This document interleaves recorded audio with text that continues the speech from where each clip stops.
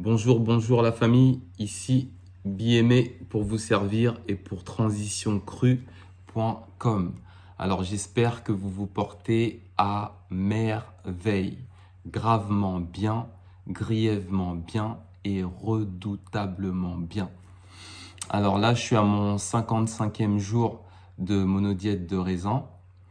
Et hier, je me suis filmé pendant toute la journée, pendant toute la sainte journée, comme diraient certains. Et je suis parti au salon Natexpo à Paris, dans laquelle il y avait une conférence. Plus précisément, ils ont appelé ça une table ronde avec le titre qui était la mode de l'alimentation crue, la raw food.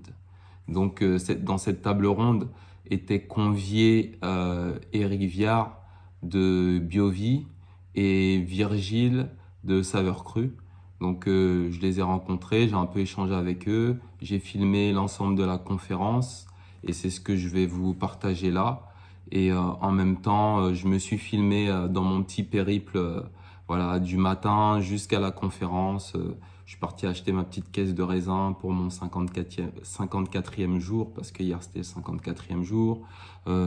Voilà, j'étais pas sûr de pouvoir rentrer parce que quand j'ai regardé sur le site, ils disaient que c'était juste pour les professionnels, mais finalement j'ai réussi à rentrer. Donc voilà, et puis à la fin, je vous partage un peu une réflexion sur le titre qu'ils ont donné à cette table ronde, à savoir la mode de l'alimentation crue, parce que pour moi, c'est pas une mode, mais si vous avez le courage de me suivre jusqu'à la fin, vous allez voir, je vous partage une petite réflexion là-dessus, parce que pour moi, l'alimentation crue, c'est plus qu'une mode, c'est un retour à notre nature profonde.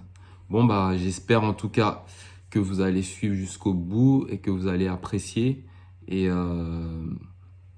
voilà, et que ça vous donnera toujours un maximum de valeur à vous, à vos proches, à ceux à qui vous voulez partager, etc. Donc voilà, je vous embrasse et j'espère que vous allez apprécier. J'allais oublier, il y a aussi un petit extra en fait, parce que j'ai rencontré une personne assez intéressante du nom d'Aïda. C'est pas du tout dans l'alimentation crue, mais c'est un projet en fait qui soutient la terre-mer, l'Afrique. Donc ça m'a touché en fait. Voilà, elle a créé des filières en Afrique, si je me rappelle bien, Bénin, Sénégal, Madagascar, où des gens produisent justement des produits bio et équitables pour l'Europe. C'est pas cru, c'est pas le style d'alimentation que je préconise, mais par contre le projet m'a touché et comme je dis toujours, l'alimentation crue et vivante oui, mais l'être humain d'abord. Donc et tout ce qui va en faveur de notre chère terre-mère Mama Africa, ça me touche profondément. Donc j'ai aussi eu un échange avec elle, c'était pas prévu, c'est comme ça, on s'est rencontrés dans l'escalator et puis on a discuté et puis j'ai décidé de lui faire une interview. Donc si ça vous intéresse aussi, vous verrez ça. Voilà, cette fois-ci je vous laisse apprécier.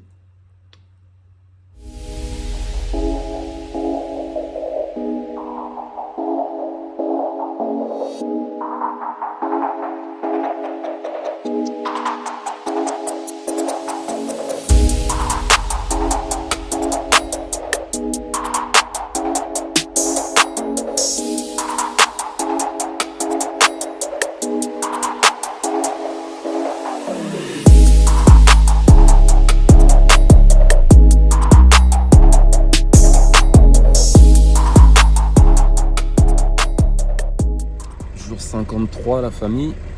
Aujourd'hui il fait un peu frisquet.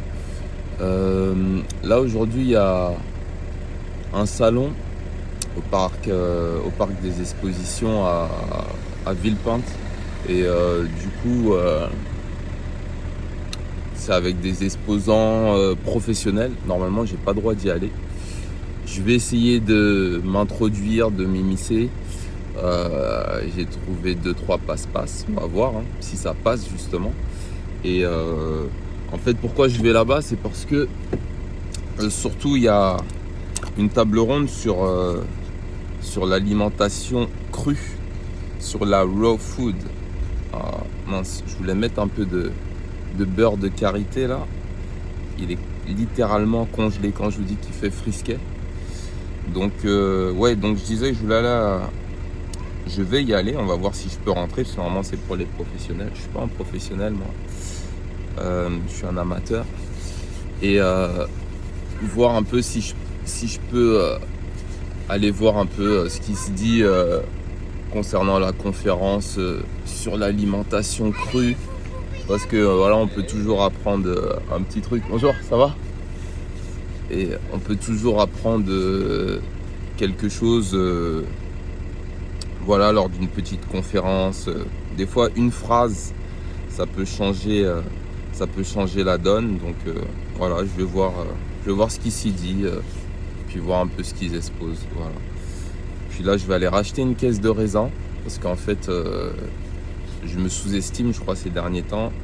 Je vais manger là, je pense, voilà, d'ici cet après-midi, et je pense que j'en aurai peut-être plus pour le soir. Comme là, en ce moment, c'est demi-temps. Hein. Je fais demi-temps, je mange une première fois, peut-être vers 16h, un truc comme ça, et après un petit peu moins le soir. Parce que comme ça m'évite d'être trop refroidi. La dernière fois, j'avais froid, la température commence à baisser. Donc c'est mieux de manger en journée. On a un peu plus d'énergie digestive, un peu plus de feu digestif. Donc voilà, là je vais prendre une caisse de raisin et après je fonce à Villepinte là. Et on va essayer de voir si on peut rentrer. C'est tout. J'espère, parce que la route est longue pour moi. Je n'ai pas fait mon petit bisou de la paix. Bon, on va aller prendre une caisse de raisin là, vite fait, bien fait. J'espère en tout cas. Je sais pas. Que je trouve quelqu'un pour me servir. Il n'y a pas l'air d'avoir beaucoup d'employés.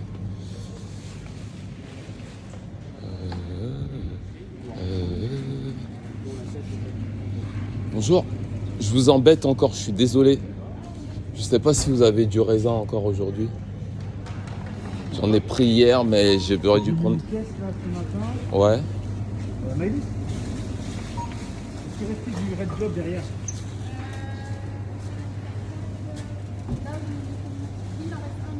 Hein, j'ai de la chance. Eh ben, on y va. Ok, merci beaucoup. J'ai de la chance, la famille. C'est la dernière caisse. Puis c'est dimanche. Donc c'est un peu galère de trouver après des magasins ouverts pour avoir mon raisin. Je suis dans ma monodiète. J'aurais été triste, franchement. Bon, bah, tant mieux. Je renifle, il fait froid. Il fait froid. Bon, je vous laisse. Hein. Pas vous laisser admirer mon beau visage comme ça pour rien, alors que j'ai rien à dire. Et ça arrive. Merci beaucoup. Hein. Comme ça. Inquiétez pas, joli. Bon, c'est pas grave, hein, Voilà. pas de soucis. Merci bien. Hein. Bon, j'ai ma caisse de raisin. Ouh. Ok. Voilà pour vous. Merci bien. Hein. Allez, au revoir. Voilà, j'ai ma petite caisse. On peut partir direction Villepinte. Petite caisse de 5,5 kg. Puis j'ai repris un peu de raisin de combien là? Je sais même pas. Ouais, j'ai dû prendre 1 kg en plus. Donc j'ai 6 kg, 6,5 kg quoi. Voilà, famille. Direction Villepinte. J'espère qu'on va pouvoir rentrer. En tout cas, ça a l'air d'être mon jour de chance. Hein. Dernière caisse. Donc il n'y a pas de raison. Je pense qu'à Villepinte, on va pouvoir rentrer aussi. Quoi. Je suis né sous la bonne étoile là. C'est parti mon kiki. Tu vois, il a du mal à démarrer. Hein. Elle a froid aussi.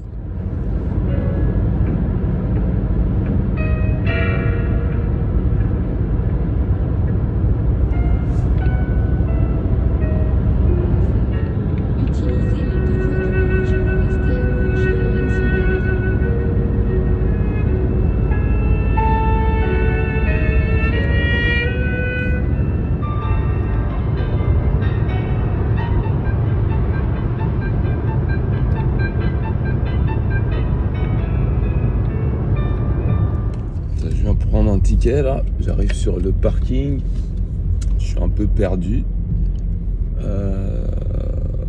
Apparemment après il faut prendre une navette carrément. Donc ok, je vois des cars là-bas et tout. Je vais aller me renseigner hein, tout simplement.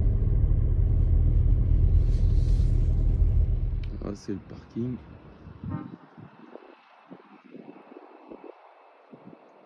Parking, il n'y a rien autour, ça souffle, c'est là-bas. Là-bas, il y a les bus là. Je crois que c'est ça, navette gratuite, on va aller voir. Bon, bah, je suis prêt, vous avez vu, j'ai mon sac à dos.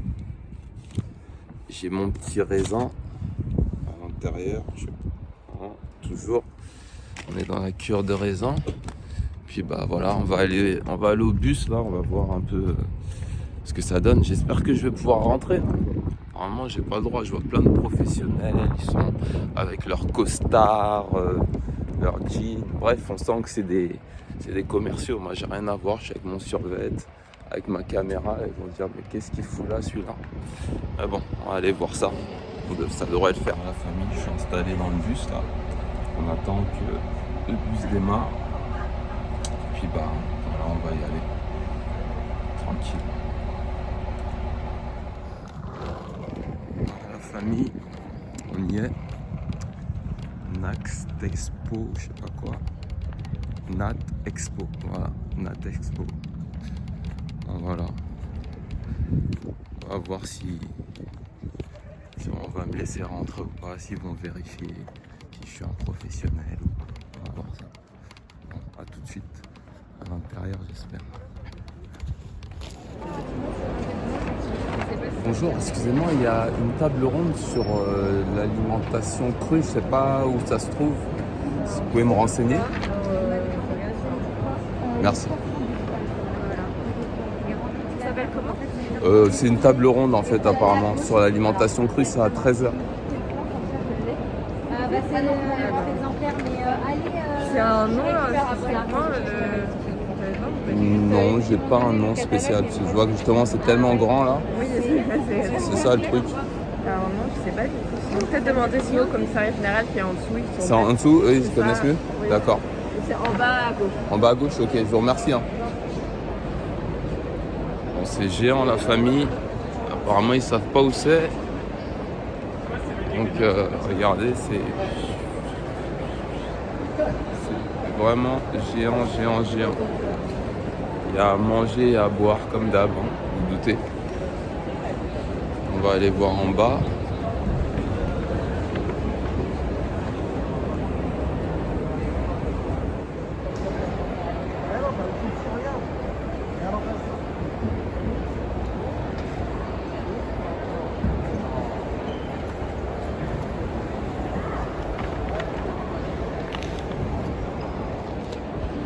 P191 ou R111.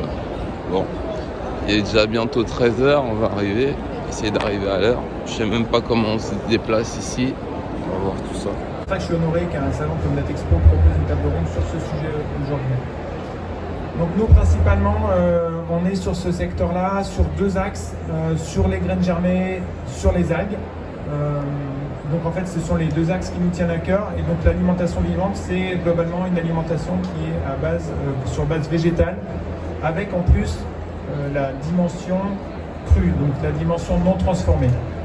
Donc historiquement on a commencé sur ces deux secteurs, algues et graines germées, et progressivement on est en train de commencer à faciliter la rentrée des personnes dans ce type d'alimentation qui peut sembler un peu compliqué au début, en proposant de plus en plus des produits transformés. Donc on a commencé ça surtout avec la période de Covid. Et donc on a commencé avec des produits transformés à base d'algues, donc du tartare d'algues frais. Et là on a rencontré Virgile de Version Crue qui nous a proposé de réaliser pour nous, enfin qui réalisait déjà des wraps qui sont des choses qui permettent d'intégrer plus de cru dans son quotidien sans avoir à transformer. Parce que nous, ce qui nous tient à cœur, c'est que les personnes soient autonomes, réalisent la transformation des aliments chez elles, fassent germer leurs graines chez elles, fassent leur tartare d'algues chez elles. Mais en fait, il nous manquait un petit peu il y a une marche qui manquait entre je transforme tout chez moi et je suis déjà dans l'alimentation vivante. Donc Virgile, tu peux peut-être présenter un petit peu Version Crue, ce que vous faites. Alors, bonjour. Déjà, merci de votre présence. Donc, je m'appelle Virgile Offray. de la société ACV Food, ACV pour alimentation crue et vivante. Et c'est aussi les 3 lettres pour les 3 associés, Alain, Christine et Virgile. Maintenant on est 4 avec Johan à avoir créé donc la société ACV Food et qui est dédiée entièrement à l'alimentation crue et vivante. Et on a une marque qui s'appelle Version Crue. Donc Version Crue, on existe depuis 2019. Et en 2019, on a eu la chance d'avoir un prix remis par Biocop, un prix d'innovation pour le wrap cru. Donc c'est un wrap de légumes, un wrap déshydraté avec des légumes et des fruits. Il existe en version salée et en version sucrée. Et on est les seuls en France à faire ce produit. Voilà, donc ça permet vraiment de rajouter du vivant, du cru dans son alimentation avec une base de sandwich, qui permet de faire des sandwichs et des wraps avec ça. On a des restaurateurs qui utilisent nos produits. Aujourd'hui, on a de plus en plus de restaurateurs qui nous appellent pour les utiliser. Et on est en magasin bio et on fait la grande majorité de nos ventes sur Biovis, justement, depuis qu'on a rencontré Eric et Aurélie, qui nous ont permis d'entrer dans la vente en ligne. Et là, on voit la grosse différence. Voilà. Et les clients qui sont en ligne, ces clients-là, ils existent aussi physiquement. Et ces clients-là, de plus en plus, vont demander à avoir des produits crus, roux, dans les magasins. Nous, tous les jours, on reçoit des mails de personnes qui nous demandent j'aimerais avoir vos wraps, mais dans la Biocop à côté de chez moi, ils y sont pas. Je dis commandez-les en ligne sur Biovis. Mais c'est vrai que de plus en plus de personnes. Donc moi, j'invite en tout cas, s'il y a ici des acheteurs, des magasins bio qui s'intéressent et qui connaissent, qui savent qu'ils ont une clientèle qui pourrait être intéressée par la raw food, à venir nous voir au stand K138, le stand de version crue, pour vous présenter les wraps et qu'ils puissent se retrouver dans le plus de magasins possible. Voilà. Et puis on fait plein d'autres choses que les wraps. Là, c'est vraiment le produit phare, on va dire. On a tout un catalogue avec différents produits. Et on développe maintenant dans notre atelier de production, donc, qui est dans la Vienne, à côté de Poitiers, on développe des produits pour Biovis maintenant qui vont arriver bientôt. Voilà.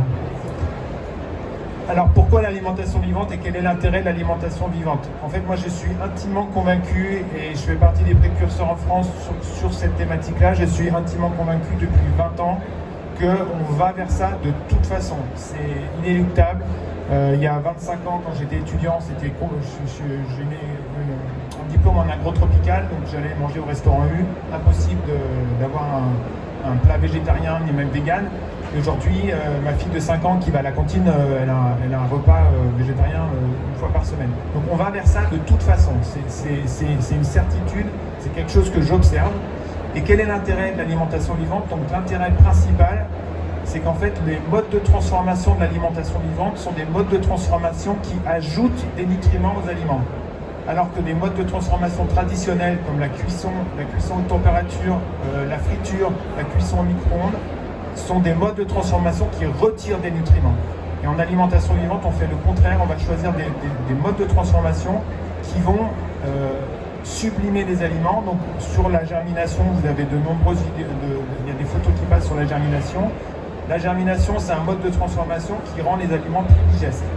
Donc la germination, ça peut être tant des graines germées, mais ça peut être aussi la germination d'oléagineux. Donc l'intérêt de la germination, c'est que les nutriments qui sont dans les graines, dans les oléagineux, ont une biodisponibilité qui est bien supérieure une fois qu'ils ont été trempés, qu'ils ont été pré-germés.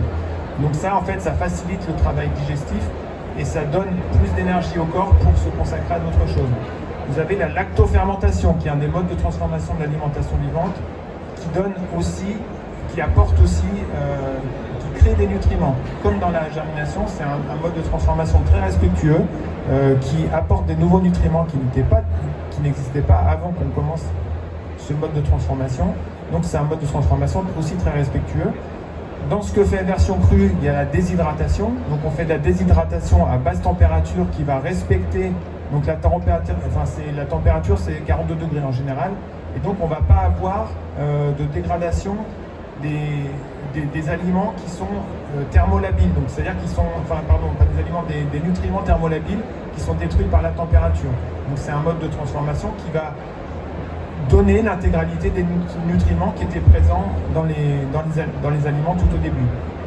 Il y a un autre mode de transformation qu'on utilise, c'est la lyophilisation. Donc la lyophilisation, c'est encore un peu... c'est récent, c'est pas quelque chose qui est vraiment mainstream en France. On va faire descendre les aliments à moins 18 et on va retirer l'air. Et donc vous allez avoir c'est un phénomène qui se produit soit en Himalaya, soit dans les Andes. Donc vous allez avoir un aliment qui va aussi être conservé comme ça, il est sec et il peut enfin voilà, c'est comme ça qu'on conserve en laboratoire les bactéries et quand on remet de l'eau, les bactéries revivent. Donc ce sont des modes de transformation qui, pour la santé des personnes, apportent des nutriments supplémentaires par rapport à des modes de transformation destructifs. Et donc ça, c'est fondamental pour moi au niveau de l'alimentation. Pas que en apport de nutriments, mais tout ce que vous amenez avec des aliments vivants, ça va faire des économies à l'organisme pour la digestion. Il y a une classe de nutriments qui sont les enzymes. En fait, les enzymes, ce sont les petits ciseaux qui vont aller découper les aliments une fois que vous les avez dans votre système digestif. Et les enzymes sont détruites par la chaleur. Et donc, en fait, le fait d'être sur une alimentation à base crue, les enzymes ne sont pas détruites, donc vous les avez en même temps que vous consommez les aliments, et donc vous avez une économie considérable du système digestif sur la digestion. Et donc, il y a des bienfaits santé qui sont évidents.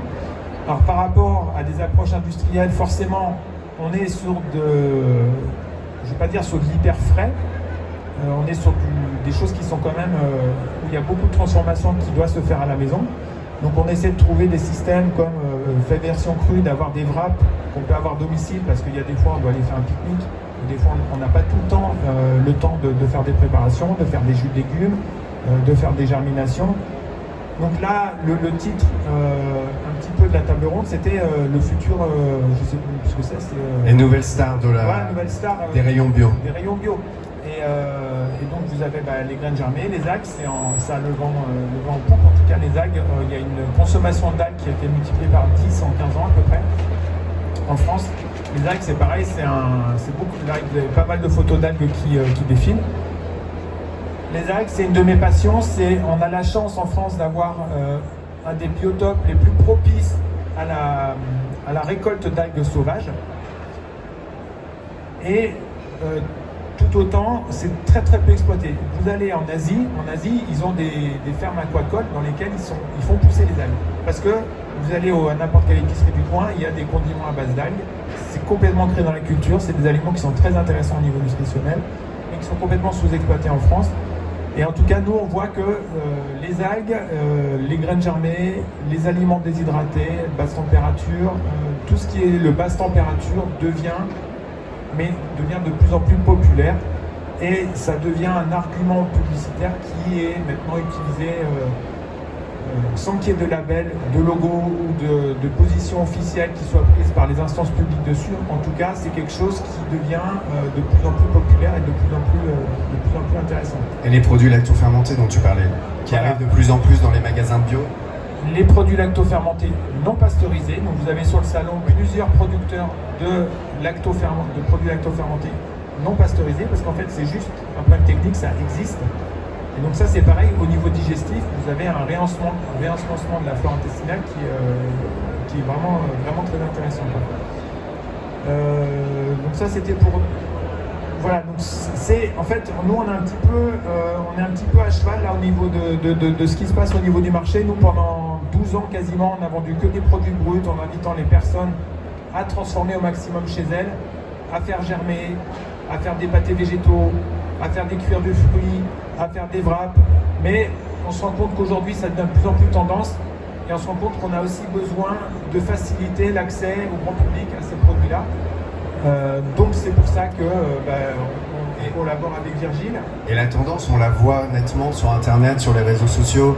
Il y a de plus en plus d'influenceurs, d'influenceuses qui taguent et qui font des hashtags raw food et tout. Il y a de plus en plus de chefs en cru qui font leur chaîne. Donc comme tu disais, pour moi c'est inéluctable aussi. On y va de toute façon. Et il y a aussi, c'est en rapport aussi avec l'ouverture des consciences. Le bio, bon, il a mis un certain temps à se développer.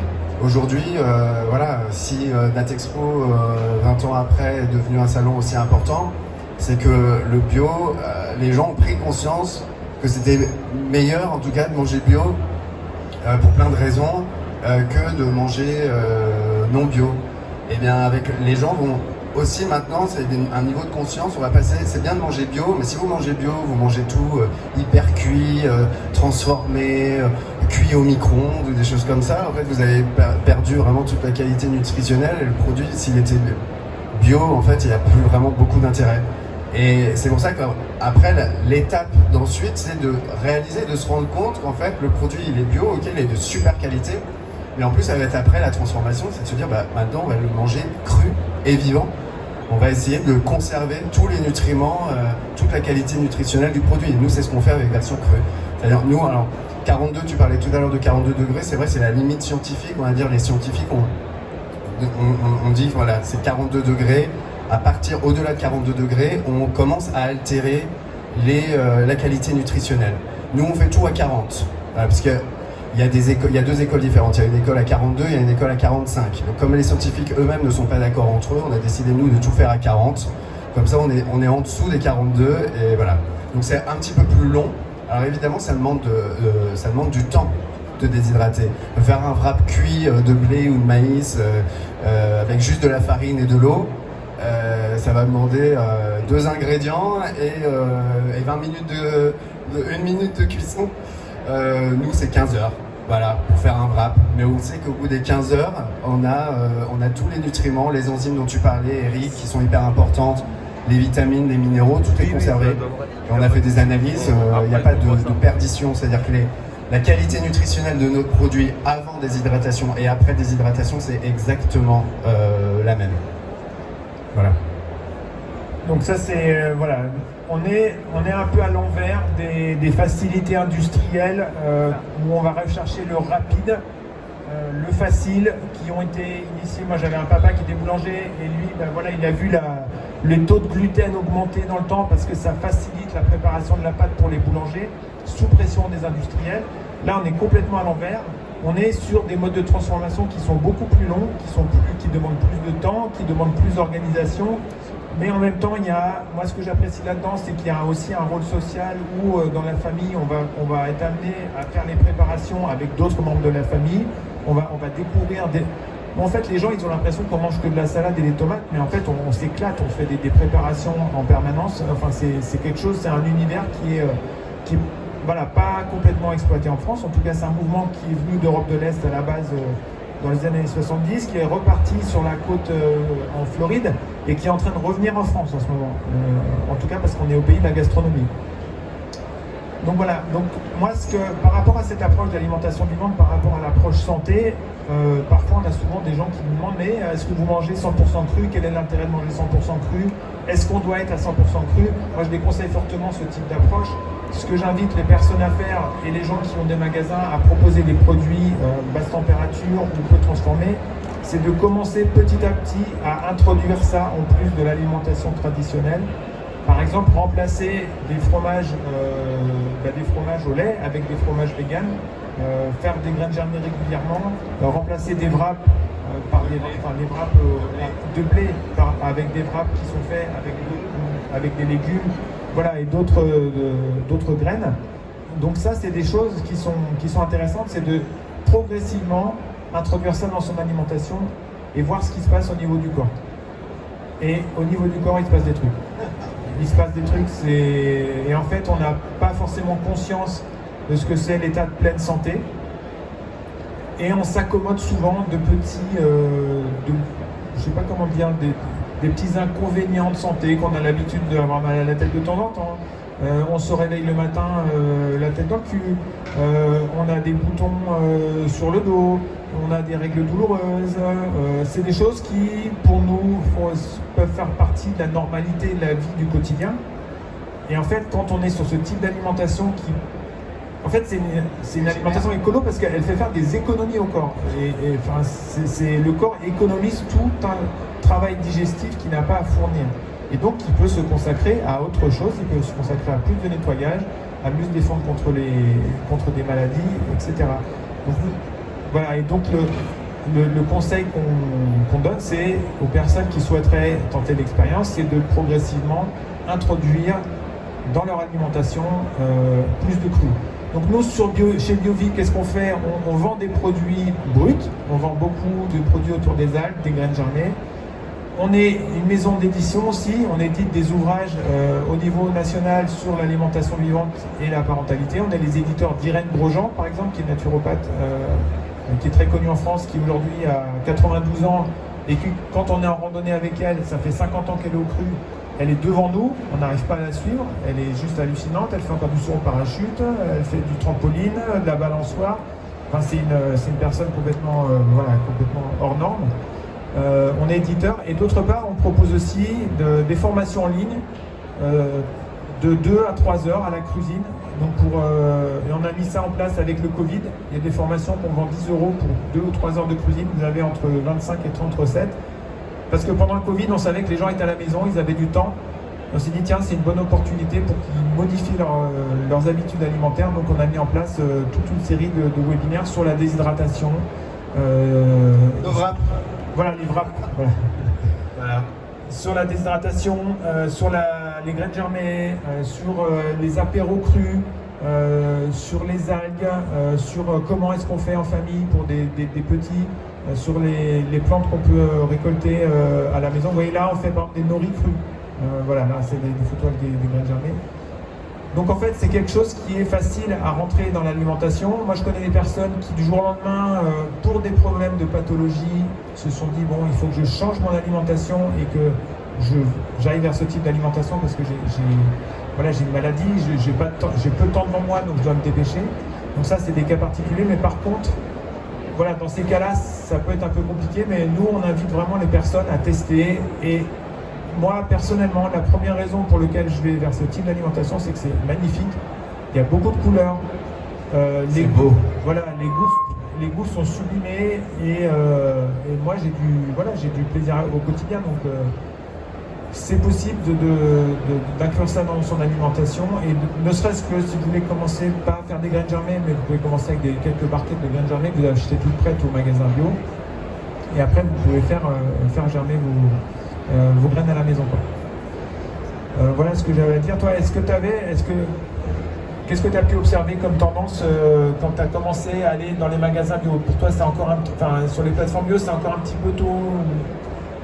Avant de créer Version Crue, j'ai travaillé pour un laboratoire qui s'appelle La Source, qui distribue en France les super aliments Purasana. Et j'étais ambassadeur de Purasana, donc j'ai fait le tour de France des magasins bio où je faisais des animations, je faisais des recettes à partir des super aliments.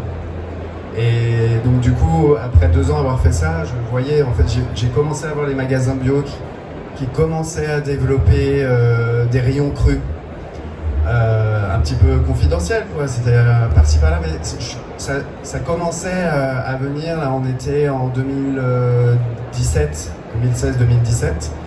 Et il y a des magasins de plus en plus. Alors, il y a ceux qui ne savent pas aussi, qui n'ont pas l'expertise. Il y en a qui ne connaissent pas du tout et on est là aussi, on peut les accompagner. Ça nous arrive aussi on peut aider des magasins à mettre en place un rayon dédié à la raw food parce qu'on connaît bien les marques, on connaît bien le sujet. Et il y a de plus en plus de magasins qui créent leur rayon et qui cherchent justement des marques. Parce que créer un rayon bio, au sein d'un magasin bio, créer un rayon cru, si t'as pas de produits crus et si t'as pas de marque pour alimenter ce rayon, donc après les magasins aussi vont être en manque de produits. Donc c'est pour ça qu'il faut qu'il y ait aussi de plus en plus de marques, des choses qui se développent sur le cru pour pouvoir que la raw food intègre les magasins bio de plus en plus. Et là, on se retrouve un petit peu dans la position du bio il y a 50 ans, c'est qu'il n'y a pas de logo, il n'y a pas de charte, il n'y a pas de cahier des charges, il n'y a pas grand-chose qui existe aujourd'hui. On y travaille. voilà, donc en fait, j'espère que dans la décennie qui vient, il y aura un logo, soit logo cru, soit logo, un label alimentation vivante, ou le respect d'un cahier des charges sur le mode de transformation des aliments. Je pense qu'on va y arriver. Et en fait, mais ce qui est rigolo, c'est qu'aujourd'hui, quand on fait le tour du salon, il y a des fromages crus véganes, il y a du lacto fermenté, il y a vous qui faites le déshydraté, j'ai vu des personnes qui avaient du granola cru. En fait, c'est pas encore arrivé trop dans les mœurs de valoriser ça. Parce qu'il y a encore un manque de communication, un manque de compréhension de l'intérêt nutritionnel et santé que ça peut avoir. Mais sur un salon comme ici, il y a un certain nombre de marques qui rentreraient déjà sur ce type d'approche alimentaire et sur ce type d'approche de transformation où ça pourrait facilement être valorisé, quoi. Mais aujourd'hui, oui, la partie elle se joue pas mal en France. Enfin, on est en contact avec des structures aux États-Unis qui a été un petit peu la pépinière de ça pendant quelques décennies. Et c'est en train de revenir chez nous assez étonnamment, mais comme on est le pays de la gastronomie, il y a des restaurants 100% crus qui existent à Paris. Vous avez le 42 degrés, vous avez le Suite Romance, il y a les petites pâtisseries. Les petites pâtisseries qui sont là. Violaine Bergouin, les petites pâtisseries raw et vegan dans le 11e arrondissement. Et malheureusement, il y a aussi des restaurants qui ont été fermés pendant la crise du Covid. Je pense à Love Me Cru, David, qui n'a pas survécu et tout à la crise. Donc ça, c'est plus malheureux. Voilà. Mais je rebondis par rapport au label dont tu parles. On travaille dessus, ça fait longtemps. Et c'est très très important de se réunir. Que tous les acteurs aujourd'hui du cru, de l'alimentation vivante se réunissent autour d'une table et établissent un cahier des charges, parce qu'il y a des choses qui sont en train de se faire aux États-Unis. Il y a un label RAW qui est en train de se mettre en place aux États-Unis où pour eux c'est la déshydratation, enfin ils acceptent jusqu'à 100 degrés, alors que scientifiquement on sait que c'est 42 degrés, donc ils sont en train de faire un petit peu n'importe quoi pour que rentre dedans des produits qui disent nous on fait à 90 degrés, donc on peut avoir le label RAW. Donc c'est important quand même d'avoir un vrai cahier des charges, d'avoir un vrai label pour qu'il n'y a pas tout et n'importe quoi qui soit fait dans l'avenir, que les industriels puissent s'engouffrer et puis puissent faire n'importe quoi en disant c'est cru, c'est raw, et en fait ça ne le sera pas du tout, comme aujourd'hui on dit c'est bio. Ouais, le bio, il y a bio et pas bio non plus. Il faut faire attention, il y a plein de promesses, des vices cachés, comme on va dire. Mais donc c'est important parce que le cru va se développer. Les industriels vont aussi aller dans le cru, et c'est important de mettre un cahier des charges dès le début pour qu'on puisse pas faire n'importe quoi, et sinon ce sera nous après qui serons un petit peu, on sera bloqués, quoi. Donc c'est très très important d'y aller sur ce label. Souvent ce qui se passe, c'est que c'est un petit peu des personnes comme nous qui sont avant-gardistes, qui vont casse-pipe, qui prennent les risques, qui testent des marchés, qui lancent les tendances, et une fois que ça commence à être assis, ce qui s'est passé avec le bio, moi le bio ça fait 25 ans que je travaille dedans. Après il y a des grosses structures qui viennent racheter, qui essayent de niveler les exigences que nous on peut avoir en tant que pionniers sur la qualité. Et donc là c'est ce qui se passe clairement aux États-Unis, quoi.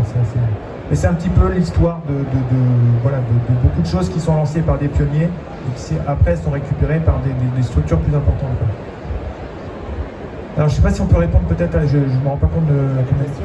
Si vous avez des questions, ou s'il y a des...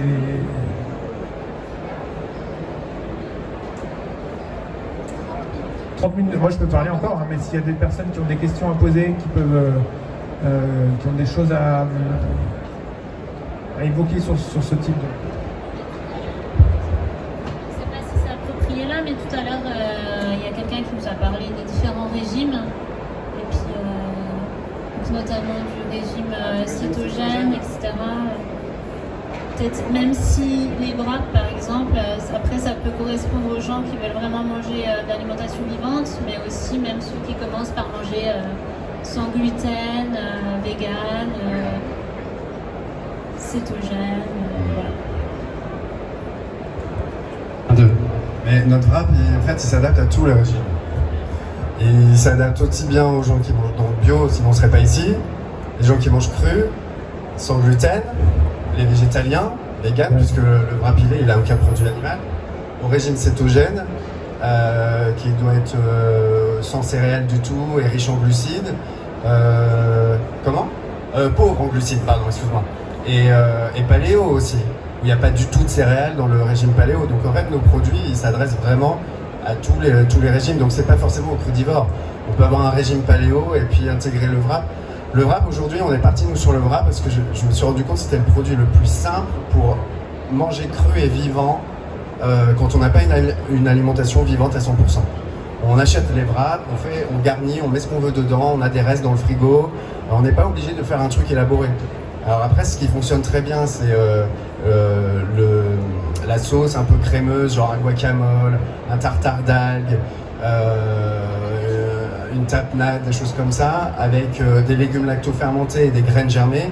On roule son wrap et là, on a un sandwich qui est 100% cru et vivant. On en mange un parce qu'on est calé au bout du premier, parce que manger cru, ça cale beaucoup plus vite que de manger cuit. Quand on mange cuit, on n'a plus d'aliments, on n'a plus de nutriments. Donc le corps, on est obligé de le remplir avant d'arriver à satiété.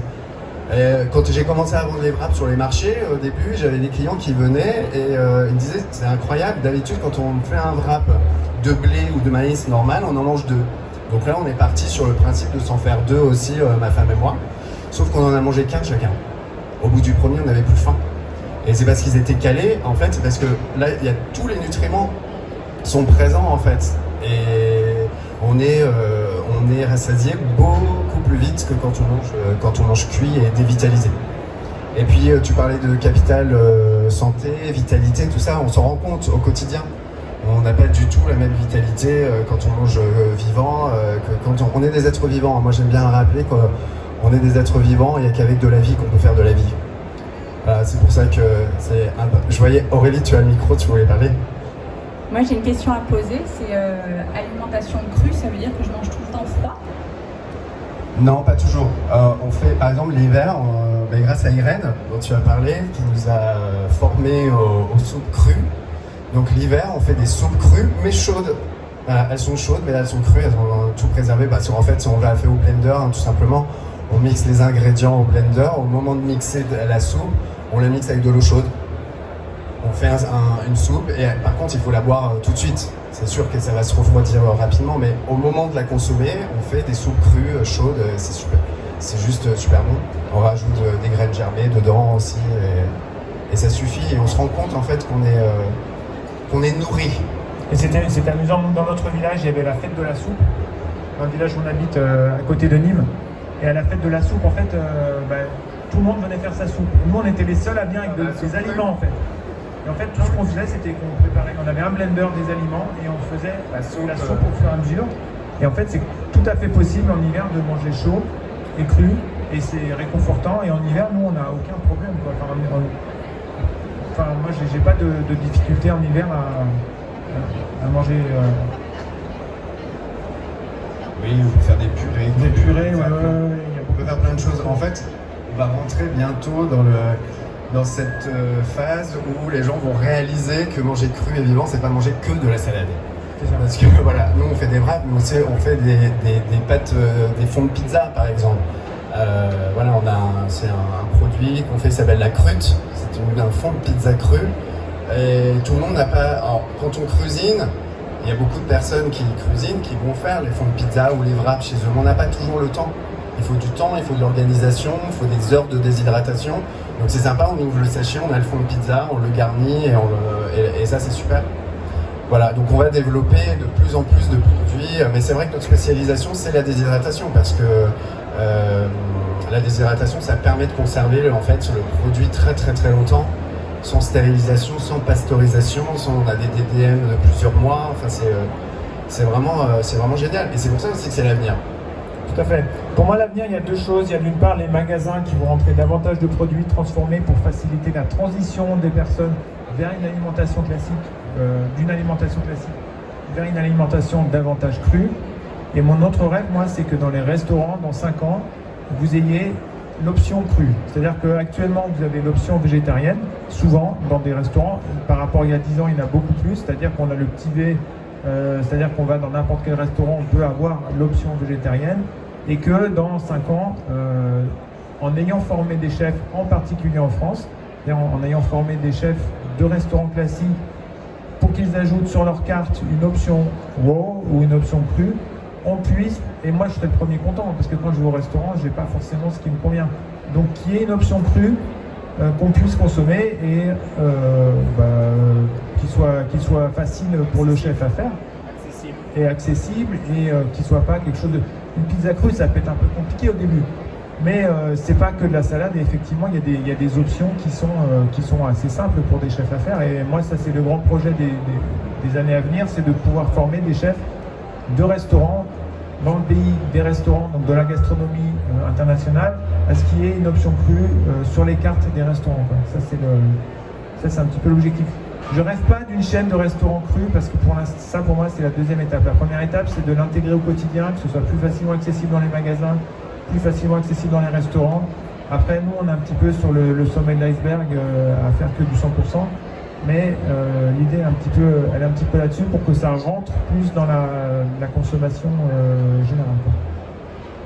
Nous, on en rêve de la chaîne de fast good, fast slow good, mais voilà, Irène, par exemple, c'est le genre de projet sur lequel elle travaille.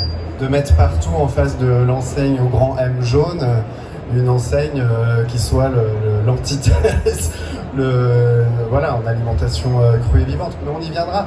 De toute façon, ça ne sera peut-être pas dans 5 ans, mais on y vient. Voilà, on est là. Ça passera par des intermédiaires qui, pour moi, seraient plus grand public. Mais sur les restaurants crus ou les pâtisseries crues qui sont à Paris, vous y allez, vous allez voir, c'est juste voilà, super. Vous pouvez les faire manger à des personnes sans leur dire que c'est cru. Ils auront du mal à le savoir. Hier soir, on est allé manger à 42 degrés toute l'équipe de version crue. Donc, qui est le premier resto gastro cru à Paris. Et on est tous là à dire que si vous emmenez quelqu'un sans lui dire que c'est cru, la personne, elle va manger, elle ne devinera pas, quoi. C'est impossible. C'est tellement... c'est vraiment de la cuisine gastronomique, sans cuisson. Alors moi j'ai une petite question, ça a trait à la qualité transition alimentaire ou valeur écologique de l'alimentation végétale et vivante. Et est-ce que tu peux nous dire de combien de calories a besoin quelqu'un qui mange cru tout le temps, en fait? Parce que je crois que c'est bien inférieur à ce qu'on fait actuellement. Alors moi j'ai écrit un article, vous allez sur biovie.fr, vous allez dans la partie blog, et j'ai écrit un article il y a 15 jours sur justement ce qu'on appelle les kilocalories. Est-ce que vous savez comment sont calculés les kilocalories qu'il y a sur les boîtes de conserve, tous les aliments transformés, vous avez les kilocalories. Est-ce que quelqu'un sait comment on fait ce calcul au niveau industriel? Ça remonte à Lavoisier dans les années 1800 qui avait mis au point la bombe calorimétrique, c'est-à-dire que c'était une enceinte dans laquelle on avait 5 barres d'oxygène, dans laquelle on introduisait un aliment qu'on faisait brûler et on calculait le dégagement de chaleur de cet aliment qui était brûlé comme dans une chaudière. Donc là, on est sur des espèces de dogmes scientifiques qui sont utilisés depuis 200 ans et on assimile le corps humain à une chaudière. C'est délirant quand même. Enfin, c'est sur les étiquettes de n'importe quel aliment transformé aujourd'hui. C'est juste du délire. C'est un truc de 1850 de Lavoisier sur lequel on n'est pas revenu. Donc l'histoire du... j'en sais rien. Et nous, on mange très peu, enfin en quantité, on jeûne souvent, on fait souvent des purges. Enfin, on a un niveau d'absorption des nutriments qui est bien plus élevé qu'une personne qui mange mal, et on saute souvent des repas. Alors la quantité de calories, j'en sais rien, mais voilà, j'avais envie de rebondir là-dessus parce qu'il y a des fois il y a des espèces d'éléphants dans le couloir sur le nombre de calories qu'il y a dans les aliments. La méthode de calcul est une méthode purement cartésienne. C'est pas une méthode biologique. La méthode d'évaluation des calories dans les aliments, elle est stupide.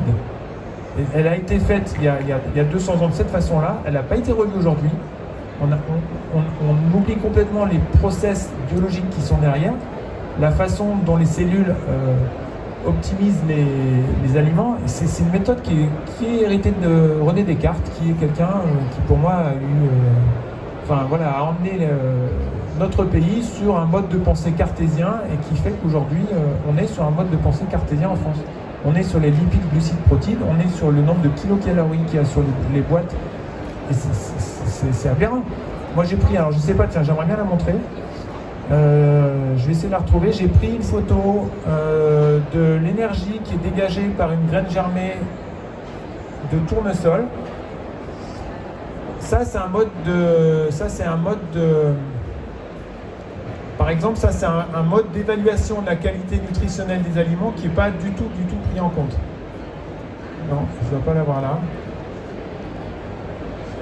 Je vais essayer de la retrouver si quelqu'un pose une question, mais on peut prendre en photo la qualité nutritionnelle d'un aliment par sa dimension énergétique et vibratoire.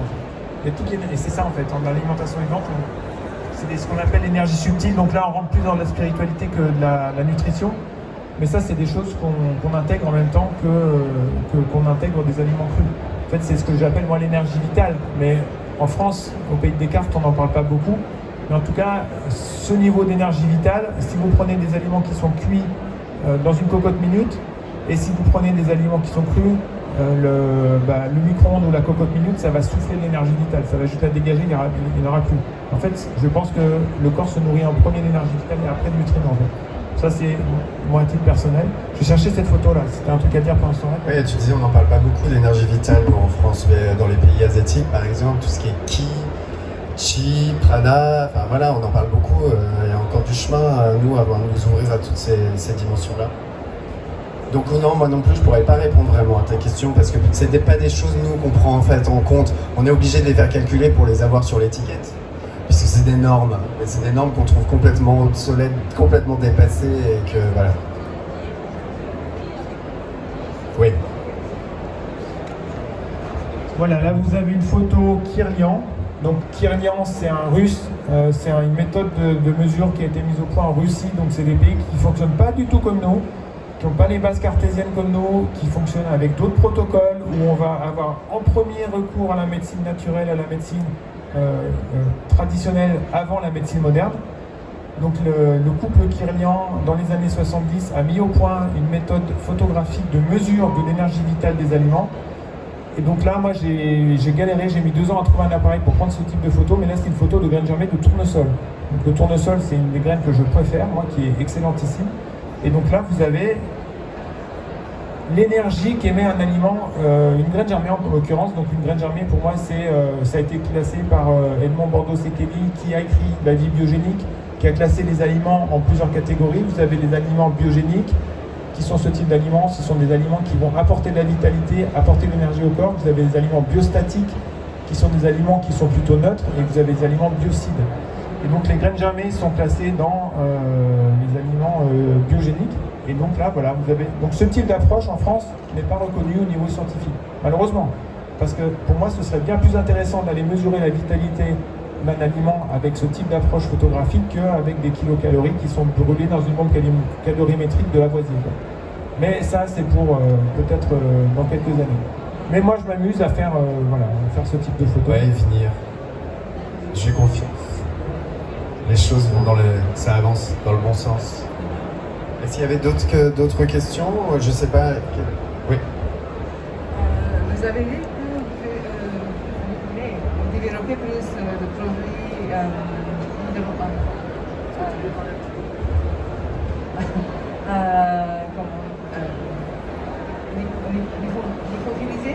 Lyophilisé. Oui, mais est-ce que ça ne va pas faire perdre le vitamine C qui est hydrosoluble? Donc la lyophilisation, c'est un mode de transformation traditionnel à la base qui sont utilisés dans les Andes, donc sur le plateau, sur l'altiplano péruvien, Bolivie, Équateur, Pérou, et par les Tibétains en Himalaya. C'est-à-dire que quand on monte en altitude, l'eau qui est contenue dans un aliment va se sublimer. La sublimation, c'est un passage de l'état congelé à un état gazeux sans passer par l'état liquide. Sur la vitamine C spécifiquement, je sais pas du tout, mais en tout cas, c'est ce qui est en laboratoire et utilisé pour pouvoir conserver des souches microbiennes, bactériennes, et c'est ce qui est utilisé aussi par la NASA pour les astronautes. Et donc la lyophilisation, c'est la super déshydratation, en quelque sorte. Pour moi, c'est là où on conserve le maximum de nutriments parce qu'il n'y a eu aucun chauffage. Aucun chauffage du tout, quoi. Après, c'est un process qui est long. On a un lyophilisateur à la maison, quand on le lance, c'est 24 heures, quoi. 24-36 heures. Parce on descend en température lentement, de façon respectueuse, et après on fait le vide. Et donc, mais c'est rigolo. Ce qui est amusant, c'est que les aliments qu'on met dedans, un enfant ne fait pas. Enfin, ça garde toute la couleur, ça garde toute la texture. C'est juste que on arrive à casser un quartier de pomme en deux, ça fait crack. C'est très étonnant la lyophilisation. Mais pour moi, c'est aussi l'avenir. Et c'est ce qui est utilisé par les sportifs, par les astronautes, par ce type de personnes. Mais c'est très développé en Asie, très peu développé en Europe. C'est comme les algues. En Asie, on va au 7-Eleven à Bangkok, en bas de l'immeuble. Il y a des algues, alors que c'est à côté des sodas et des chips. Et il y a même des snacks pour les enfants, quoi. Alors nous, on en est bien loin. Hein. Alors qu'en France, on a une des plus belles ressources en algues du monde. Il y a aux États-Unis, au Japon et en France. En France, c'est extraordinaire. Vous allez on a nos fournisseurs qui sont à Roscoff. Il y a des quantités, mais des montagnes d'algues à récolter. C'est peu exploité, quoi. J'avais entendu que le Japon importait des algues français. Ils ont dit que c'est les Français qui ne consommaient pas. Et autre question, rap, DDM de rap, c'est combien de... Je ne connais pas vraiment parce qu'il faudrait faire encore des analyses pendant des mois et des mois, on va dire 18 mois aujourd'hui. Oui, sur le wrap. Et après, il faudrait encore continuer. En fait, au bout de 18, c'est pas parce que le produit est plus bon au bout de 18 mois. C'est qu'au bout, comme on a commencé dans une toute petite boîte, et ça coûte cher de faire des analyses pendant des années. Mais peut-être qu'au bout de 10 ans d'analyse, notre produit, la DDM, serait toujours bon. Tu vois, on ne sait pas vraiment. En fait, c'est comme les graines, on est limité par la réglementation générale. Nous, à un moment, on vend je sais pas, une palette par mois de graines à germer. Et en fait, la législation française, c'est que dans des sacs en craft, c'est 18 mois, même si tu la gardes 10 ans. Donc, on est obligé par la réglementation nationale, et là, c'est pareil pour toi. Mais on a des pots de lactofermentation qui ont 4 ans à la maison et elles sont encore très bonnes. Enfin, c'est des modes de transformation qui sont longs, quoi, en fait. Mais actuellement, effectivement, des petites structures comme Virgile, où il m'a raconté que, comme ils sont en dehors des clous industriels, les gens ne savent pas comment faire, parce que c'est des aliments qui n'existent pas, donc ils ne sont pas dans les cases. Donc qu'est-ce qu'ils font? Ils viennent faire une analyse par semaine et ça leur coûte 100 € par semaine, par produit. Donc 400 € par produit par mois. Donc s'ils ont 6 produits, ça fait 2400 € par mois à dépenser par mois, juste pour avoir une DDM. Quand on est une petite structure, c'est assez décourageant, en tout cas. Et après le pire, c'est qu'il doit dépenser ça, mais après il doit dépenser ça pour entrer sur des grosses plateformes bio qui vont, elles, demander une DDM de 18 mois parce que l'habitude des magasins, c'est que ce qui est facile, c'est de poser un aliment sur une étagère et qui ne bouge plus, quoi. C'est ça. Comment? C'est une loi de température ambiante. Oui, les wraps, oui, température ambiante. Ils ne se conservent pas au frais, ils se conservent au sec. Au rayon sec, épicerie, exactement à côté des wraps de blé, de maïs et tout. Et ils se conservent au sec dans l'armoire avec les lentilles. Ouais. En fait, dans l'alimentation vivante, on peut avoir beaucoup chez soi de choses. Par nous, les algues qu'on propose, elles sont vendues salées, sous vide, elles se gardent 6 mois. Après, par contre, quand on transforme ces algues en tartare, le tartare d'algues va durer 3 semaines. Et en fait, là, voilà, là on travaille aussi avec un autre fournisseur qui est Bretagne. On a lancé les tartares d'algues en pot d'1 kilo, parce que nous on en mange vraiment, ça fait partie de notre alimentation. Et ça se garde, oui, ça se garde un bon mois, quoi, les tartares d'algues. Donc là, on n'a pas de problème de conservation. Le seul problème, c'est de rentrer des choses qui sont pour l'instant artisanales dans des circuits avec des obligations et des cahiers des charges et des réglementations plutôt de type industriel. Aventure Bio, je vois passer Aventure Bio. Il faut que vous veniez nous voir, Aventure Bio. Au compte vous rencontrer. Hein. J'utilise d'avoir le micro pour le... Et oui, par rapport aux analyses, je voulais revenir parce qu'en fait, c'est vrai, quand on a commencé à faire les analyses, on rentrait pas du tout dans les cases. Même eux, ils connaissent pas, ils savent pas les produits déshydratés et tout. Mais oui, ça a conservé aussi d'autres choses. Donc, ils doivent faire des nouveaux cahiers des charges. Ils ont fait un cahier des charges spécifiquement pour nos produits. Et ça a mis du temps avant de faire ce cahier des charges, de trouver, c'est des nouvelles analyses. Donc, voilà. Mais c'est génial, on ouvre plein de portes là. C'est ça qui est chouette, on fait bouger les lignes, comme tu dis, Eric. Est-ce qu'il y a encore des questions? On a encore quelques minutes. Non. Question.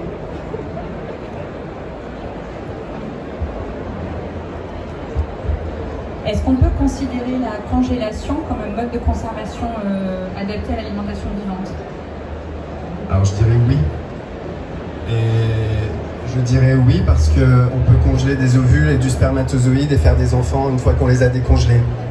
Donc ça ne... Donc je dirais oui. Bah, par contre, si tu congèles des ovules et des spermatozoïdes, si tu cuis des ovules et des spermatozoïdes, je suis pas sûr qu'après tu pourras faire un bébé. Alors qu'avec la congélation, oui. Non, pas d'accord. Non, moi oui, la congélation. Bon, de toute façon, on n'est pas des extrémistes, on est des engagés, quoi. Donc, c'est ça. Est-ce qu'il y a encore des personnes qui avaient des choses à demander sur les modes de transformation, en particulier de l'alimentation vivante, sur les graines germées, sur les algues, sur le type de produits qu'on peut rencontrer, comment on peut commencer à manger cru Ouais, par exemple. En fait, on était tellement bons qu'ils n'ont plus de questions. Tu peux nous parler de la réactivation des graines? Les graines activées. Ouais, carrément. La réactivation, en fait, toutes les graines, les oléagineux, ils ont. Ah, tu voulais absolument que ce soit Eric qui réponde à ta question? Et elles ont toutes, elles dorment en fait. Celles que vous achetez dans les magasins bio, en vrac ou quoi que ce soit, elles sont dans l'état de dormance. C'est un terme agronomique, l'état de dormance. L'état de dormance. Et parce qu'il y a des inhibiteurs d'enzymes en fait, qui empêchent les enzymes, qui sont vraiment la vie, on va dire, dans la graine, dans l'oléagineux, qui l'empêchent de faire son travail et de pousser. Parce que sinon, on aurait des amandiers ou des noisetiers qui commenceraient à pousser dans le vrac, quoi, tu vois. Ou dans le laboratoire, dans les sachets qu'on reçoit. Et en fait, à partir du moment où tu les trempes dans l'eau, un certain nombre d'heures, et ça va être différent pour certaines graines ou certains oléagineux, ça va être 4 heures, d'autres 8 heures, d'autres 12 heures, 24 heures, tu enlèves, tu supprimes les inhibiteurs d'enzymes. Et en fait, dans la nature, il se passe la même chose, sauf que ça va être l'eau de la pluie qui va enlever les inhibiteurs d'enzymes, qui vont réveiller la graine. Et en fait, là, on décuple son potentiel et la qualité nutritionnelle du produit. C'est exactement le même principe qu'avec les graines germées, en fait. Et elles sont là, vivantes, réactivées. Elles sont réveillées, en fait. Et donc, imagine dans ton corps la différence de consommer une graine qui est endormie. Et en plus, les inhibiteurs d'enzymes vont gêner la digestion et l'assimilation des nutriments. C'est pour ça qu'on conseille en alimentation vivante, quand tu fais des stages et tout, on conseille toujours de tremper la veille, par exemple, tes graines, tes oléagineux, et le lendemain, de bien les rincer pour bien supprimer les inhibiteurs d'enzymes, et après de les manger. Voilà. Ou encore mieux, de les redéshydrater après, de les déshydrater qui conservent leur croustillant. Donc en fait, on va être sur des aliments qui vont être pré-trempés et redéshydratés derrière. Ça permet de conserver ce qu'on appelle des amandes activées ou du tournesol germé déshydraté qu'on peut conserver et avoir les bénéfices sans avoir à les tremper à chaque fois. Donc sans avoir à le faire soi-même pour revient sur le... Voilà, sans avoir à le faire soi-même. On revient sur le principe d'aider aussi, de faciliter le consommateur à aller vers plus de cru, vers plus de vivant. On leur donne Après, au début, on peut aussi acheter les produits faits, et puis après, on peut s'amuser à le faire aussi à la maison. On a tous acheté un jour, ou plus ou moins ceux qui cuisinent, acheté une pizza déjà toute faite et fait la pizza maison. Voilà, c'est la différence. Voilà. On va laisser la suite au prochain. On vous remercie en tout cas d'être venu nous écouter. Et puis, on vous souhaite un bon salon. Oui, on vous donne rendez-vous pour ceux qui sont intéressés. Je le rappelle, K138. K138. Version crue. Et nous, c'est www.biovie.fr. Biovie.fr. Et version crue.fr. Version crue.fr aussi.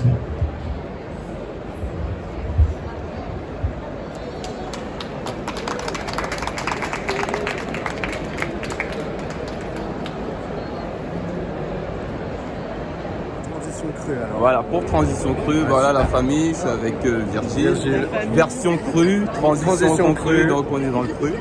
Bah, je voulais juste que tu me fasses un petit topo de la conférence que tu viens de faire, un petit résumé, et puis te présenter un peu plus, parce que moi je ne te connaissais pas, sincèrement. Je t'avais vu un peu sur, on va dire, les réseaux avec Biovie. Et donc, du coup, voilà, on est plus, c'est vrai qu'on est plus connus maintenant grâce à Biovie depuis qu'on a intégré Biovie. Ouais. C'était très confidentiel notre produit. On fait du cru, c'est vrai que c'est encore un marché de niche comme on dit. Et nous, notre clientèle, elle se trouve avant tout notre premier cercle. Notre premier cercle d'acheteurs, en fait, c'est les crudivores.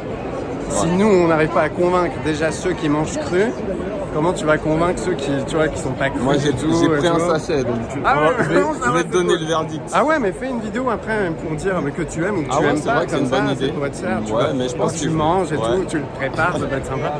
Et en fait, le truc c'est que voilà, et Biovie a été séduit par notre produit et cherchait justement, Eric à ce moment-là, il cherchait à rendre accessible. Beaucoup plus accessible si tu veux les produits transformés parce qu'on est les premiers produits transformés, on va dire, je crois, c'est vrai que je travaille contre pas de bêtises, à intégrer en fait Biovie parce qu'avant vous n'étiez pas du tout sur les produits transformés, les tartares d'algues. Ouais, vous n'étiez pas du tout, c'était pas trop votre... Non, on s'est rendu compte qu'il manquait cette étape en fait. C'est-à-dire que nous on a tellement l'habitude de le transformer à la maison qu'en fait on pense même pas parce que les gens ils ont besoin d'avoir quelque chose pour faire le palier. Produit prêt. Les produits tout prêts. Voilà. Donc c'est ce qui s'est passé en fait. Et donc on a rencontré Eric et Aurélie chez eux. On a été accueillis mais on a été surpris. On n'en revenait pas quand on est arrivé. C'est vraiment une histoire de cœur, quoi, de famille. On se sent vraiment accueillis et aidés. Ils nous aident vraiment beaucoup. Et puis les wraps ont été référencés sur Biovie. Et là ça a été... maintenant on est de plus en plus présents sur les réseaux, sur les ventes. Là je crois qu'il y a eu les rococos là qui sont... Mais j'ai dit à Virgile en fait c'est tout simple, nous on a une grosse structure. Donc nous la vocation c'est de pouvoir aider les petites structures et ça de faire une sorte de pépinière pour les petites structures. Moi ce qui me toucherait c'est... Et c'est vrai, c'est pas que du... Oui, parce que c'est vrai que des fois on entend des choses... Parce qu'on entend souvent ça, moi je l'ai entendu par d'autres personnes, tu vois, et quand tu la racontes c'est autre chose. Quand on a fait les noix de coco par exemple, le fournisseur de noix de coco on a dit on vous achète vos récoltes à l'avance. C'est-à-dire qu'on vous paye un an à l'avance pour toutes les récoltes, comme ça vous pouvez vendre et vous n'allez pas vous occuper. Toi c'est pareil, je t'ai dit, écoute, tu produis, nous on vend, parce que l'idéal c'est que ça te laisse du temps pour aller démarcher des magasins à côté. Tu sais que tes produits sont déjà vendus, tu n'as pas à te préoccuper de la partie commerciale qui est épuisante. Carrément. Quand tu connais pas, c'est fatigant. Donc, après l'idée c'est que vos produits arrivent dans le grand public. Dans le grand public, exactement. C'est l'idée. C'est de populariser, de rendre accessible, démocratiser, on va dire, l'alimentation vivante. Voilà, c'était ça. La version c'était vraiment ça. Non. Alain. Alain, le directeur de production. T'as quelque chose à dire, Alain? Le directeur général de la série. J'ai beaucoup de travail, il va falloir que je m'y mette. Ah ouais? Je suis prêt. Bon, on t'attend alors. De plus en plus de travail. Non, mais c'est... Okay, et on développe des nouveaux produits aussi, justement. Je vais pas trop en parler là. Oui, c'est mais le wrap, le produit en lui-même, c'était vraiment de faire des sandwichs crus et vivants. Tu achètes le wrap et avec la galette, tu peux faire vraiment un super sandwich, c'est c'est vrai que ça facile, peut tu l'emmènes aider. avec toi dans ton sac à dos, tu es en déplacement, au bureau, même à la maison, enfin, tu le manges, tu as des restes dans le frigo, tu sais pas quoi manger, tu les mets dans le wrap. Et rien que le wrap, à lui tout seul, il est hyper nutritif. Nous, on a des clients, ils mangent le wrap comme ça, sans le garnir, mais sans je le te comprends. rouler. Quoi, quand j'ai fait ma transition alimentaire, c'est ce qui m'avait aussi bluffé. C'est que tu manges peu, mais tu es nourri. Donc du coup, tu dis waouh, qu'est-ce qui se passe? Tu es nourri. Tu es nourri. T'es pas rempli. C'est pas pareil. C'est pas la même voilà, chose. c'est ça, on est d'accord. C'est pas la même chose. Donc ok. Bon c'est super. Voilà. Je te souhaite bonne route. Merci en tout cas d'avoir accepté de me donner un petit peu ton ressenti rapidement. Ouais, c'était bien, c'était très sympa la conf. Tu m'avais demandé qu'est-ce que j'avais pensé de la conf. C'était très chouette, c'était notre première Anatexpo en plus. Nous, le but d'être ici, c'était vraiment d'être présent, de se montrer, de faire des contacts. Et c'est le cas. Donc, puis en plus, comme on dit, tout le monde se connaît ici. Hier, vous étiez à 42 degrés. Fabien, je le connais très bien. Et puis, donc, c'est une petite famille. Ouais, exactement. Il y a une petite famille du cru, mais on espère qu'elle va s'agrandir au maximum. Je tenais à dire aussi, si on est là, c'est grâce à nos fans, parce qu'on avait fait une campagne de financement participatif sur YouTube, sur Ulule. Et en fait, on avait levé 14 000 €. On avait demandé 10 000 pour être ici. On a pu être ici. Sinon, on n'aurait pas pu parce qu'on est vraiment une toute petite donc vous avez vraiment des structure. gens qui sont engagés avec vous. Et on a vraiment des gens qui sont engagés avec nous. Et je tiens à les remercier. On est là, vous allez avoir de nos nouvelles, on va vous en donner. En tout cas, vous avez eu raison de nous soutenir parce que on se développe bien et on a beaucoup de belles perspectives grâce à Biovie et on y va.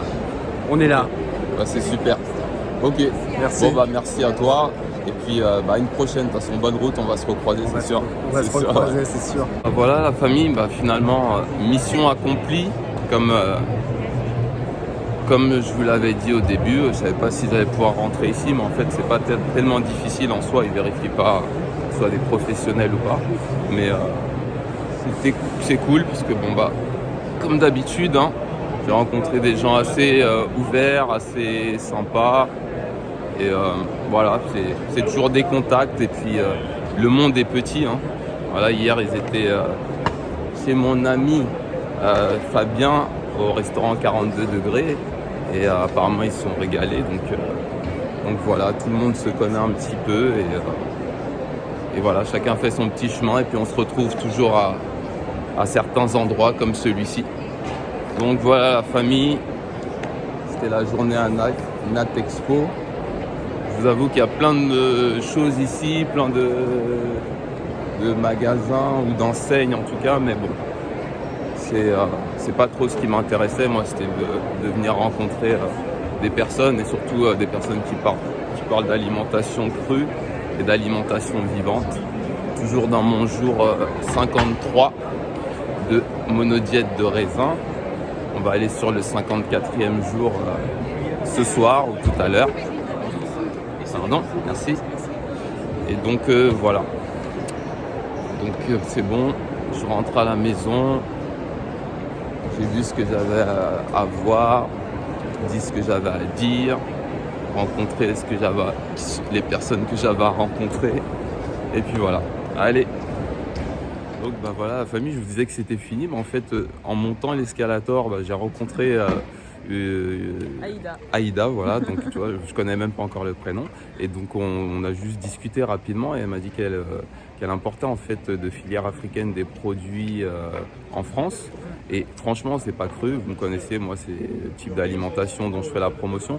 Mais j'ai juste trouvé ça intéressant, par ma fibre africaine, vous savez, de ramener, c'est-à-dire quelque part en plus de créer de l'emploi là-bas, j'imagine, et de ramener des produits d'Afrique ici, parce que quelque part, je suis pas là pour faire de la politique, mais vous savez que c'est plutôt l'inverse.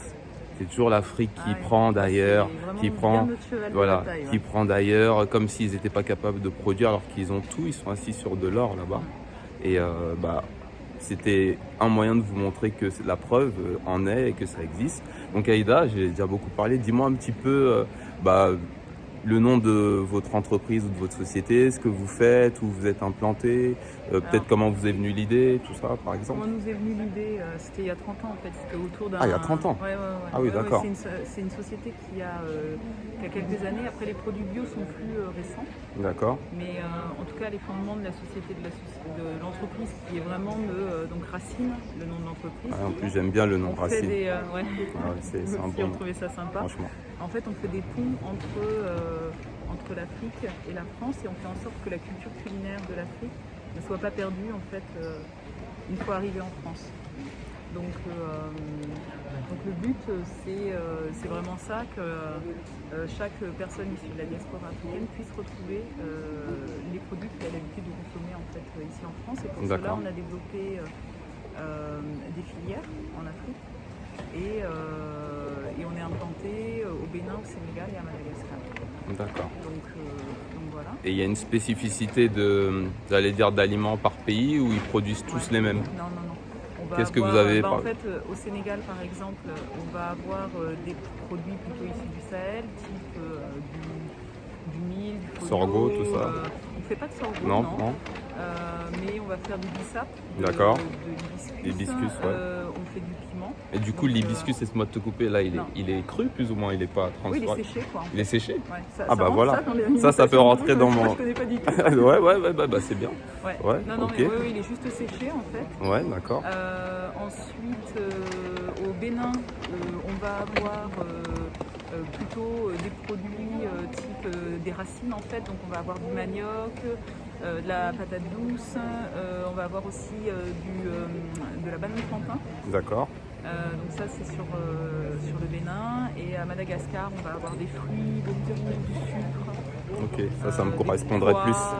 Des choses comme ça. Et les fruits que vous emmenez de Madagascar, c'est sous quelle forme? En conserve ou... Alors c'est en confiture, sous forme de confiture et de préparation de fruits, ouais. D'accord, ok, d'accord. Ok. Voilà.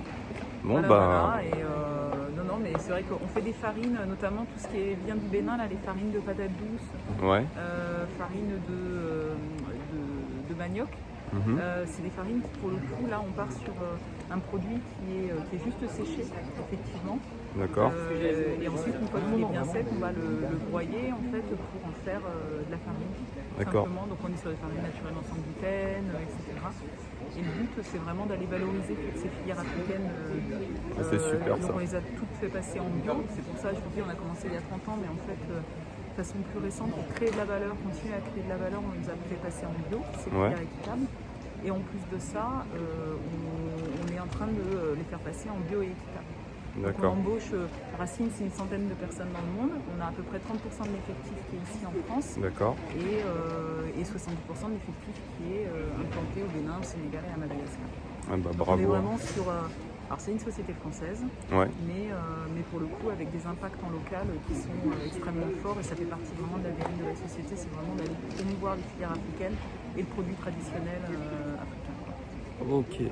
Bah, franchement, voilà. Bravo, hein, c'est vraiment bien, c'est vraiment génial de donner un coup de boost de démarche, à l'Afrique. Quoi. Ouais. Ah oui, moi ça me plaît, comme je disais, hein, c'est les racines justement, c'est pour ça que le titre de votre société me plaît aussi, c'est les racines. Après, que ce soit bio, que ce soit cru ou pas cru, ça c'est mon truc, mais franchement j'aime bien ce genre d'initiative qui va envers la terre-mère, comme on dit. Mais clairement, c'est vraiment... On dit souvent que si on traite bien les gens et la terre, en fait, derrière, les produits sont bons. Donc voilà, à partir du moment où on est vraiment dans une espèce de logique de rotation des sols, et c'est des choses qui, en Afrique, sont déjà hyper implantées. C'est déjà dans c'est dans nos cultures. Exactement. À la base, en fait.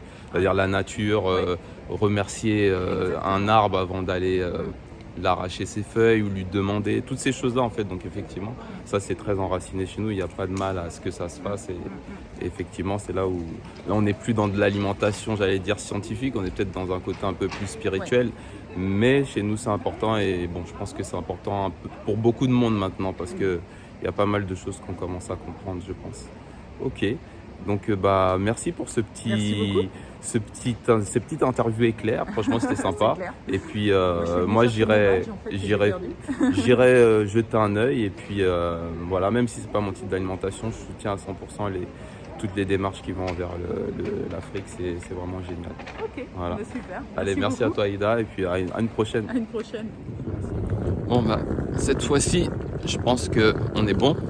Moi qui disais que j'ai rencontré les gens que j'avais à rencontrer, j'ai dit ce que j'avais à dire, j'ai vu ce que j'avais à voir. Et en fait, voilà, j'ai fait encore une rencontre impromptue, comme on dit.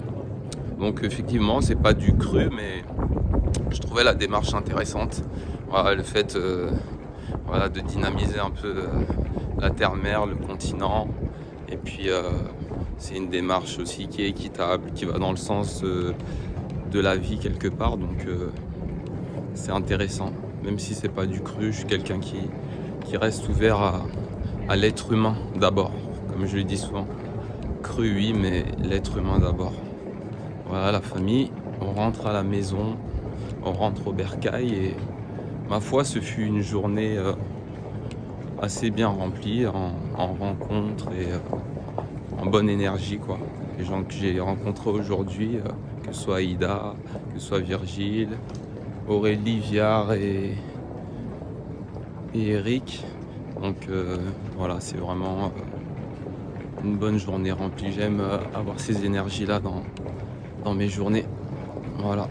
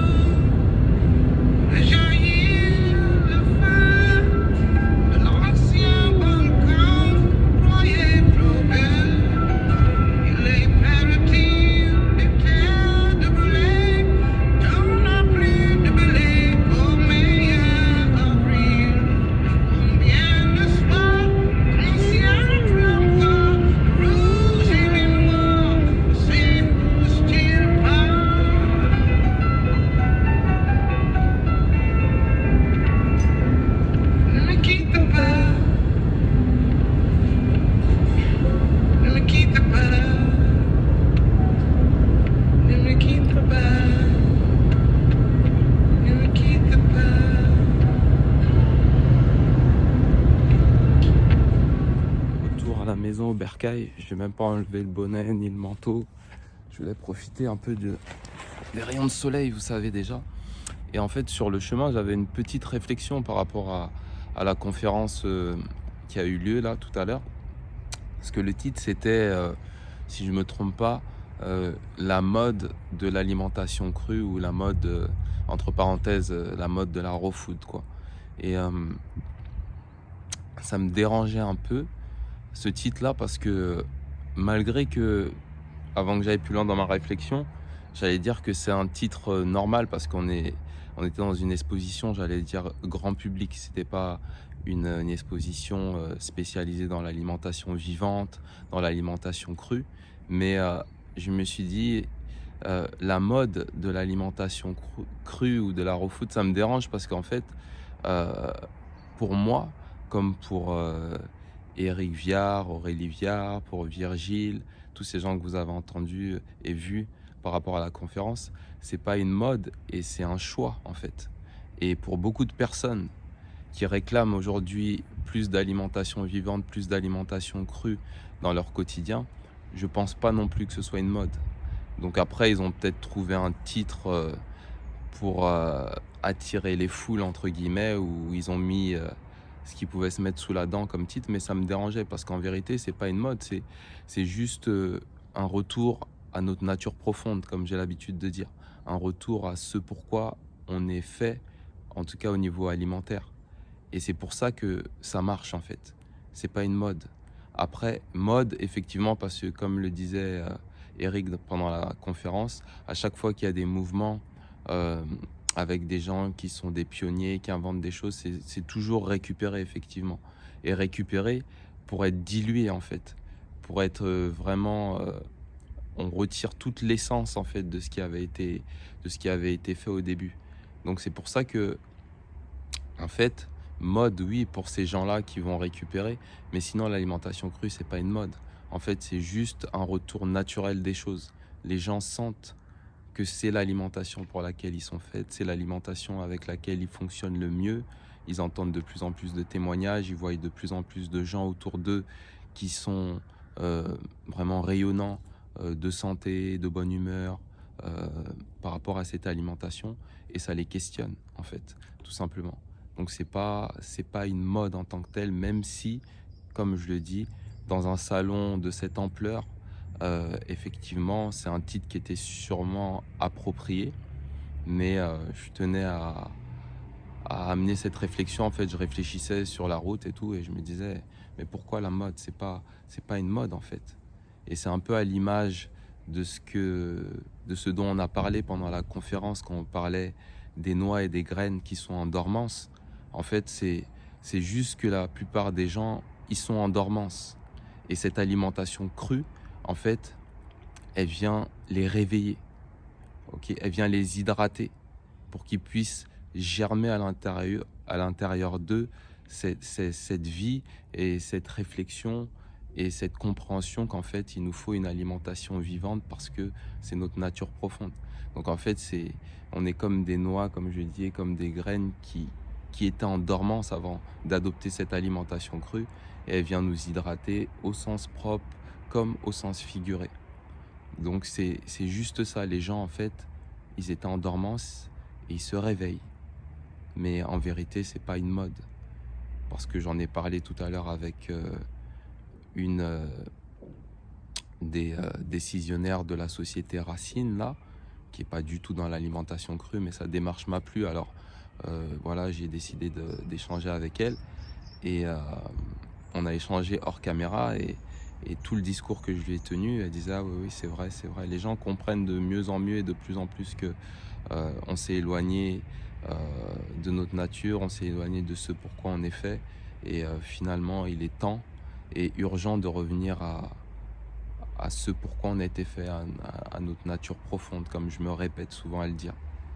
Parce que je lui partageais aussi que la génération qui arrive, ou qui est déjà plus ou moins là, c'est la première génération qui va vivre moins longtemps que ses parents. Et dernièrement, on m'a partagé un article par rapport à un professeur, je pense, de l'INSERM. C'était une étude qui montre que la génération aussi qui nous suit, ça va être la première génération qui va avoir un QI inférieur à celui de ses parents. Et là, c'était pas dû à l'alimentation, même si je pense que l'alimentation joue un rôle, mais lui, c'est basé plutôt sur les écrans que j'utilise là, justement. Et donc, on est vraiment dans une dégénérescence. À un moment, on utilisait ce mot, et puis on disait « Ah, mais il y a peut-être de l'exagération dans ce mot-là », mais on y est vraiment. Parce que comme je lui disais tout à l'heure, la nature humaine, la nature en tout cas, tout simplement pas humaine, la nature, elle se reproduit en se bonifiant. Elle se reproduit jamais en dégénérant. Et si elle le fait, c'est qu'il y a un problème. Effectivement, c'est dû aussi aux techniques, j'allais dire, modernes. Voilà, on peut accoucher aujourd'hui, même si l'enfant ne devait pas naître. Et attention, ne me faites pas dire ce que j'ai pas dit. Je suis pas en train de dire que les gens ne doivent pas avoir d'enfants, etc. Moi-même, je suis issu de césarienne, comme je l'ai déjà dit. Donc sans doute, j'aurais même pas dû être là à parler avec vous. Donc, mais il y a quand même une sélection naturelle qui est là, qu'on le veuille ou non, et qui fait que ça nous rend plus forts en fait. C'est pour la survie de l'espèce, tout simplement.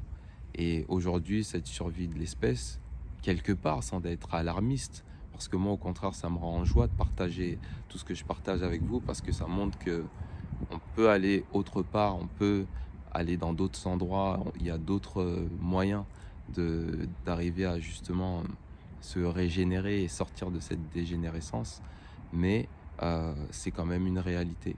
Aujourd'hui, on est dans une dégénérescence certaine. Donc voilà.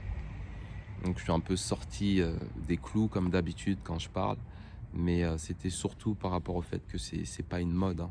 C'est pas une mode, c'est quelque chose qui va au-delà, et c'est très important.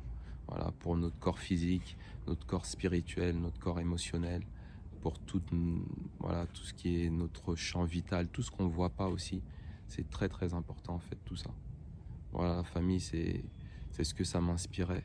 Donc l'alimentation crue, je comprends qu'on dise que c'est une mode, mais c'est pas une mode en fait, c'est juste un retour à notre nature et un retour aux choses vers lesquelles on devrait être resté normalement depuis longtemps. Mais bon, chaque chose est écrite et il y a une raison pour tout.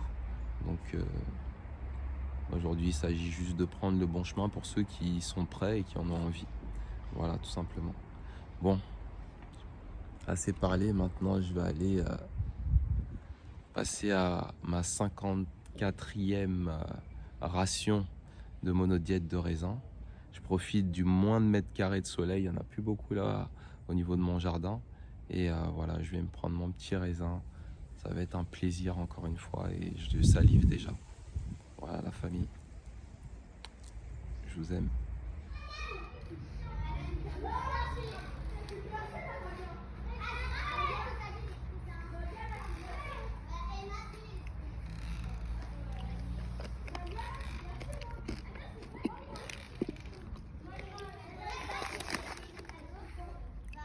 Jour 54 la famille.